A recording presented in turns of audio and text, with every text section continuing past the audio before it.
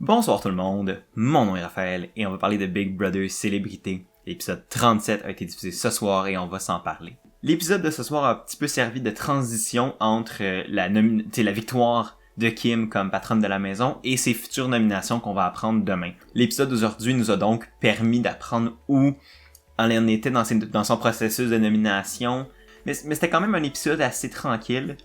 C'était pas l'épisode le plus mouvementé, il n'y a pas eu tant de choses énormes, fait qu'il y en a peut-être un petit peu moins à discuter, mais j'ai quand même noté une couple de points que je pense qui sont importants à analyser pour la suite des choses, puis ça va vous permettre, à vous et à moi, d'avoir une meilleure idée de comment les choses vont s'en aller pour la suite. Donc, on va pas plus attendre et on va aller directement au cœur de la vidéo. L'épisode commence avec les joueurs qui reviennent sur leur stratégie et de quoi il y avait l'air pendant l'épreuve du patron de la maison.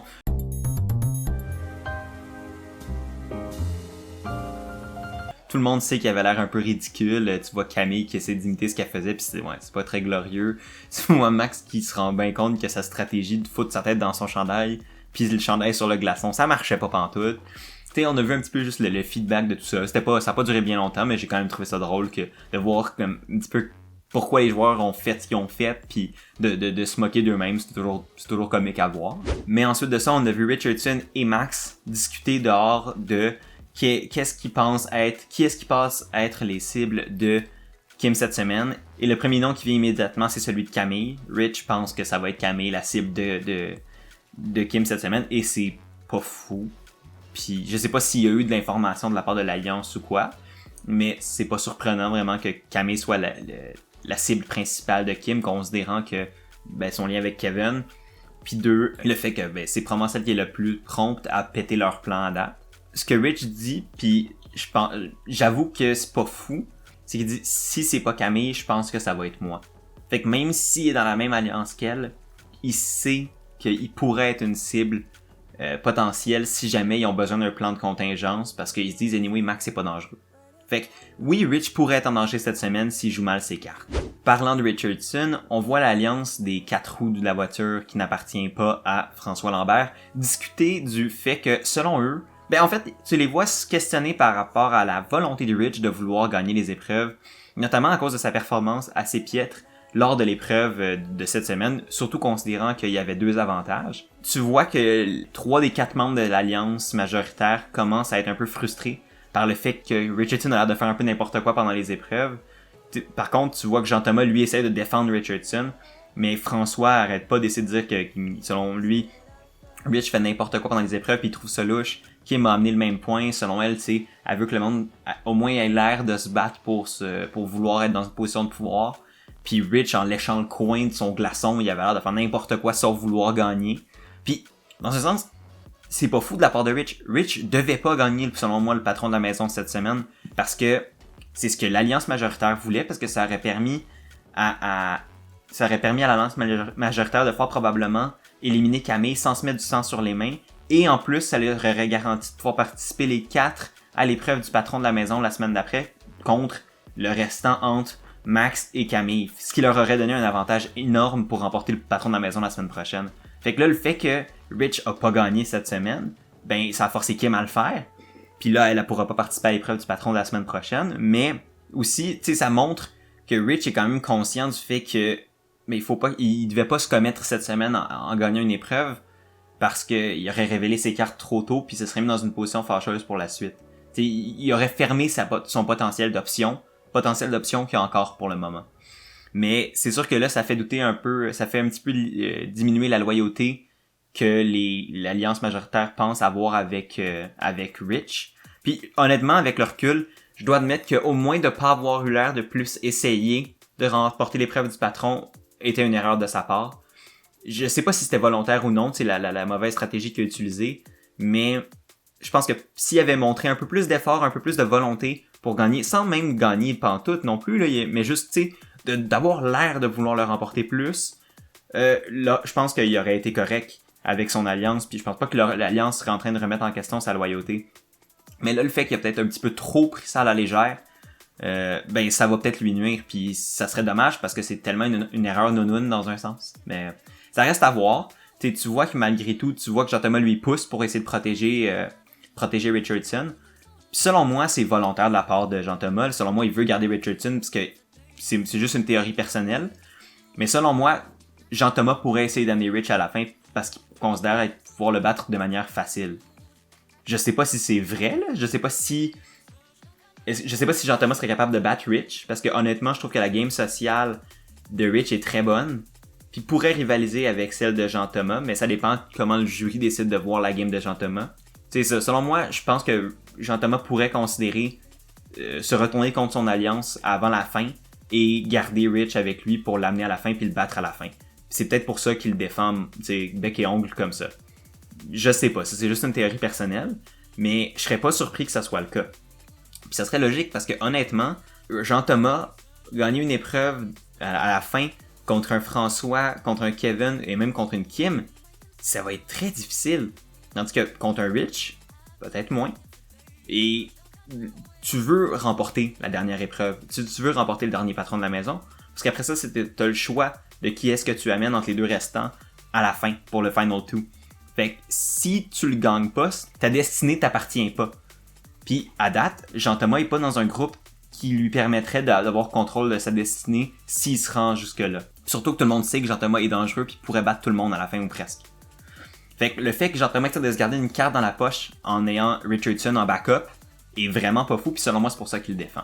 Un autre élément de la game de Rich qui commence à taper sur le nerf de l'alliance majoritaire, c'est le fait qu'il semble se cacher derrière eux pour se garder une belle image pendant que c'est eux qui se salissent les mains. Et si c'est ça que Rich fait volontairement, ben c'est une super bonne idée parce que tu veux pas avoir de sang sur les mains, ou en tout cas le moins possible, ou si t'en as mais que ça paraisse pas trop, parce que le plus important dans la game de Big Brother, c'est que le monde faut que tu sois capable d'éliminer le monde sans que ces gens-là taillissent après, parce que c'est eux qui votent pour toi à la fin.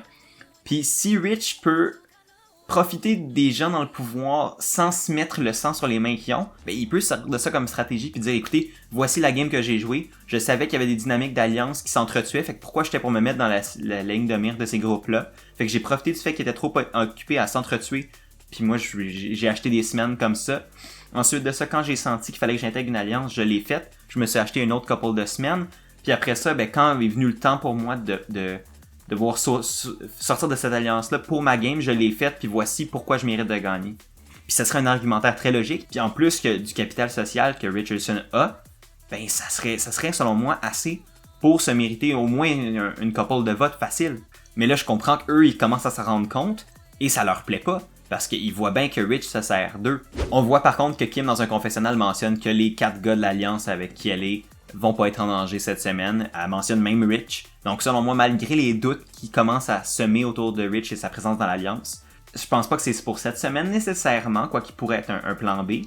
Par contre, j'avoue que entre Max et Rich, je sais pas si l'alliance majoritaire est encore au pouvoir la semaine prochaine, je sais pas qui entre Rich et Max ils voudraient garder en priorité.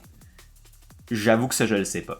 Fait que le temps de Rich pourrait être un petit peu plus réduit si il a vraiment ruiné ses liens avec l'alliance principale, mais qui sait, ça peut toujours changer très vite en une semaine.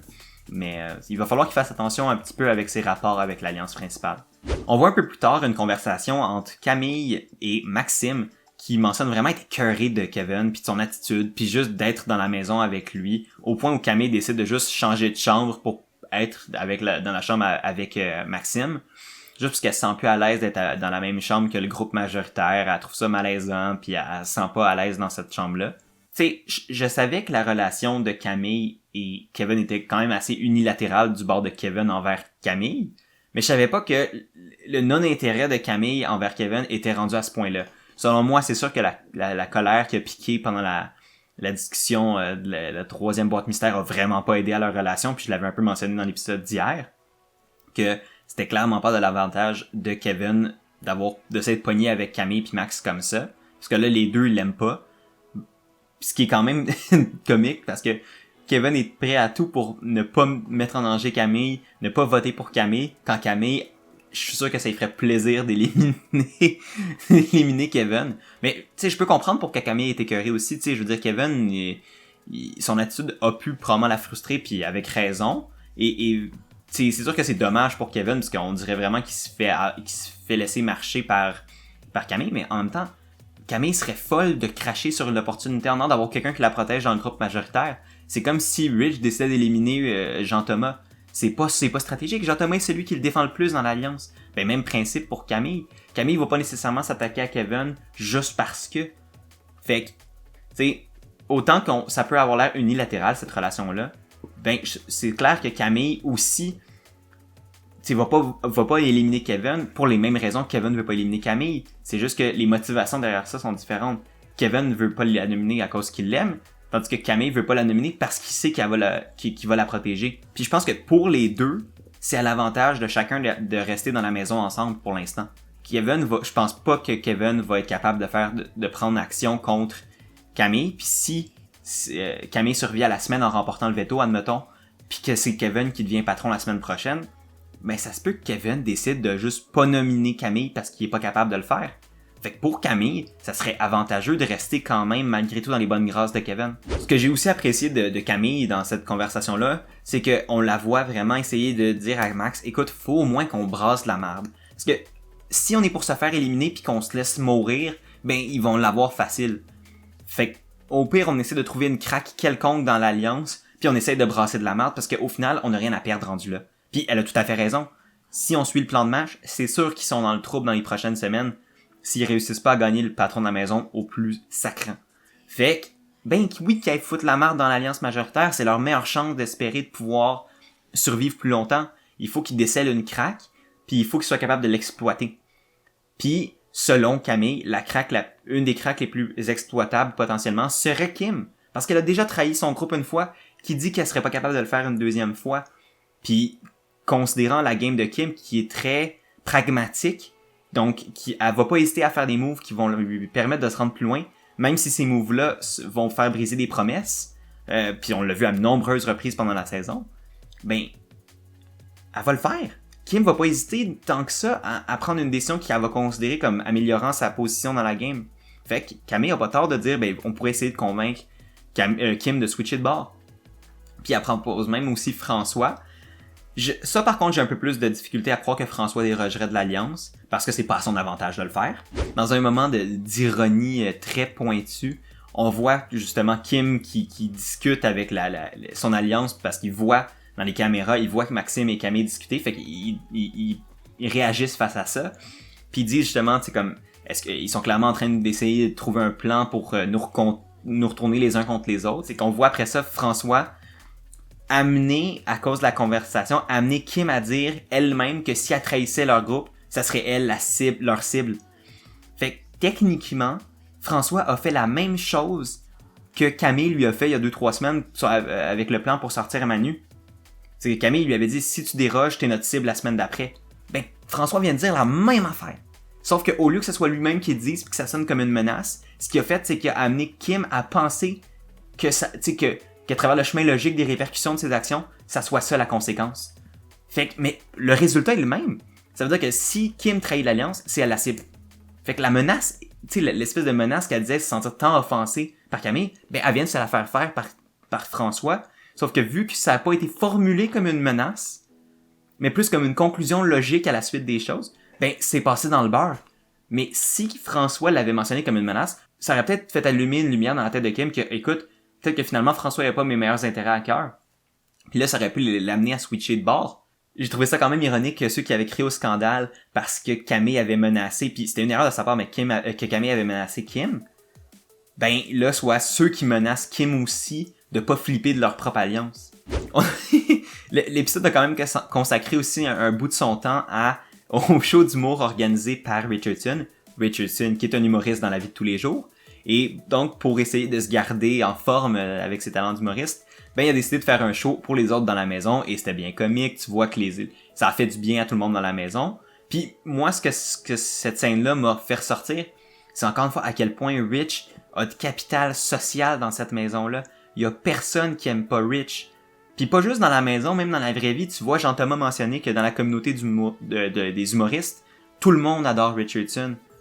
Fait que le fait que Richardson soit une personne aimable, soit une personne sympathique, soit une personne qui te donne envie d'être son ami si on veut, ben fait en sorte que ça va tellement aider Richardson dans la game, surtout à la fin s'il se retrouve dans un Final 2. Là, l'important pour Rich, c'est que les gens se rendent pas compte que que le fait qu'il soit populaire et qu'il soit aimé à ce point-là soit un danger. Parce qu'ils pourraient décider d'éliminer Rich en se disant « Ah, ce gars-là, il y a personne qui l'haït, fait que c'est sûr qu'il va gagner à la fin contre peu importe qui. » Puis honnêtement, selon moi, si Rich gagne, ça va être à cause de ça. Ça va être à cause de son capital social, puis du fait que le gars, il a réussi à se rendre ultra loin dans la game sans que personne l'aisse. Puis c'est pas facile faire ça, là. Parce que, veux pas, tu joues dans un jeu de stratégie où 15-16 personnes ont le même but, et ce but-là inclut aussi une compensation financière. C'est très difficile de finir la game sans que t'aies personne qui t'aise. Mais Rich est en train de faire ça pour l'instant. Puis c'est fou à quel point ce gars-là a une habileté à se faire aimer naturelle.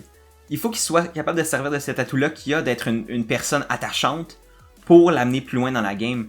S'il faut qu'il fasse des jokes puis des shows d'humour à tous les soirs, mais que ça va donner envie aux autres de le garder dans la maison une semaine de plus, ben qu'il fasse des shows d'humour à tous les soirs. Parce que je pense que c'est sa meilleure arme pour se rendre plus loin dans la game, c'est juste sa personne. Finalement, l'épisode s'est conclu sur une conversation en 1 à 1 entre Camille et Kim, et j'ai vraiment aimé cette conversation-là des deux bords. On voit, ça commence par Kim qui mentionne à Camille en lui disant « Écoute, toi pis Max, vous allez être nominés cette semaine, c'est pas trop vous êtes pas surpris de ça, mais par contre, je vous nomine les deux dès le début pour que vous ayez une chance égale de vous battre pour le veto. Donc, je veux que vous puissiez vous donner, je veux que vous donniez, parce que c'est votre chance de survie, là. Je vous la donne sur un plateau d'argent, votre chance de survivre à la semaine. Donc, prenez-la, saisissez-la, puis si vous gagnez, tant mieux pour vous. Au moins, Kim est quand même capable d'être upfront avec Camille, puis de lui dire, écoute, ça va être ça les nominations, mais je veux que tu te battes pour, puis si tu gagnes, tant mieux pour toi. Mais cette discussion-là, j'ai trouvé aussi très bonne pour Camille, parce que après avoir comme accepté cette notion-là, puis avoir été très réceptive au fait que Kim allait la nominer, ben il a dit, écoute, genre, je respecte tout ce que tu fais, je vais respecter le résultat de tes choix cette semaine, sans problème, mais je veux juste t'avertir que ton alliance est dangereuse. Puis de la manière dont Camille a formulé son argumentaire autour de ce point-là, était tout à fait juste. Elle a utilisé le fait que, ben, dans un Final 3, il y a des très bonnes chances que les gars soient capables de remporter les épreuves beaucoup plus facilement que Camille ou Max seraient capables de le faire. Puis il y a des bonnes chances que les gars décident de se choisir entre eux avant de choisir Kim à amener dans un Final 2 s'ils gagnent. Fait que Camille a raison d'exploiter cette potentielle peur-là de Kim de pas se faire amener à la fin si elle est pas capable de gagner une compétition finale. Mais elle exploite ça pour essayer de chercher une craque dans l'alliance des quatre. C'est tellement un bon move. Puis si elle est capable d'utiliser cette peur-là pour faire switcher Kim, ben ça serait légitime, puis ça serait très bon. Puis honnêtement, je sais pas si Kim... Tu sais, selon moi, Kim est capable de se frayer un chemin vers la victoire avec le groupe des gars. Elle est capable. Mais c'est sûr que pour ça, il va falloir qu'elle gagne quand même souvent. Parce que les gars pourraient décider de la nominer avant la fin parce que justement elle est trop dangereuse.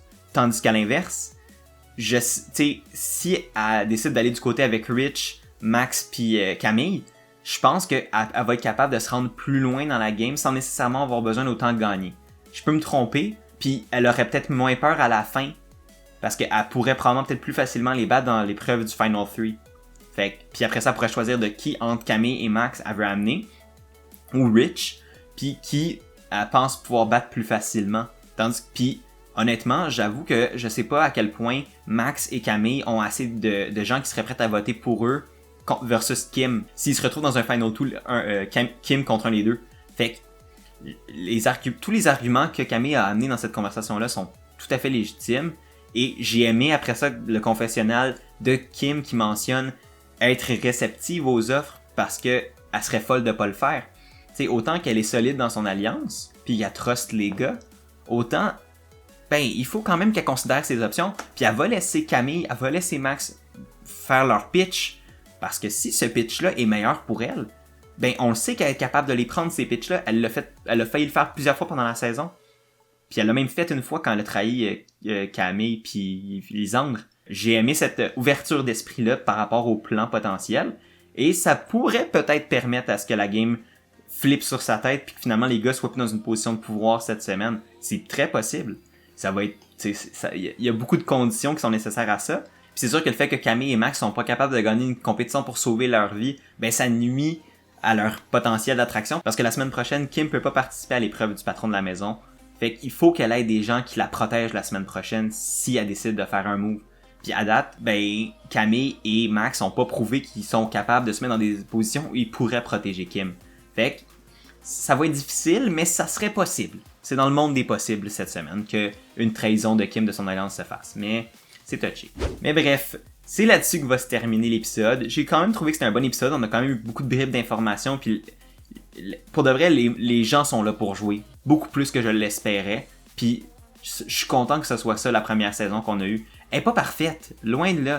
Mais au moins, on a eu des gens qui sont prêts à jouer la game, puis qui comprennent la game, puis qui sont capables de considérer qu'est-ce que la game implique. Parce qu'avec des célébrités, c'est très facile que ça tombe dans le bordel, puis personne comprend rien, puis il n'y a pas vraiment un intérêt pour la game. Là, il y a vraiment un intérêt pour la game, puis c'est ça qui fait en sorte que les gens considèrent des trahisons, les gens sont prêts à faire des gros moves, les gens gardent leurs oreilles ouvertes à des propositions.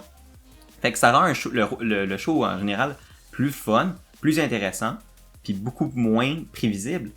Puis à date, ça a quand même été une saison prévisible, mais il y a tout le temps des possibilités puis c'est ça qui rend ça le fun. Puis l'épisode de ce soir a été un autre bon exemple de potentielle possibilité que les choses changent. Et donc, c'est là-dessus que va se conclure l'épisode de ce soir. J'espère que vous l'avez aimé.